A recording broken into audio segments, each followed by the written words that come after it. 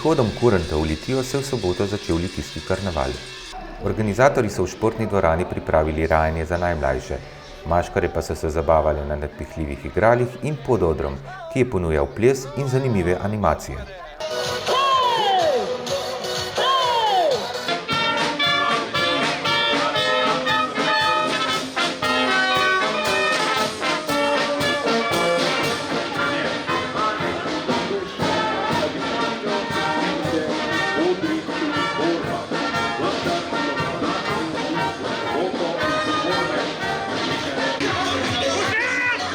Ob 15. pa je pustna povorka preplavila litijske ulice.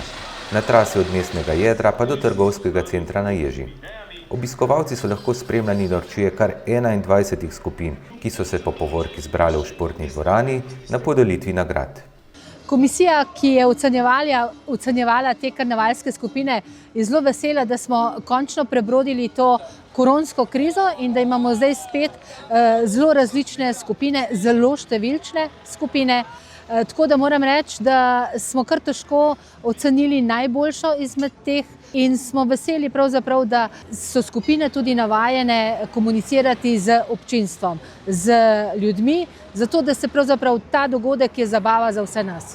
Tretje mesto prejme skupina Sitarjevec Ekspres. Druga nagrada, drugo mesto in 500-tak apreski tim z Blažom Brlecom na čelu. Prvo mesto in 700 evrov prejme Pepa Mališ, kmetijski časovni stroj.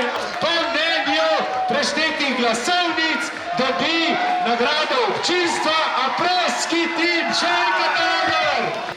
Pustna sobota pa se je zaključila s karnevalskim plesom in pevko Ines Erbus.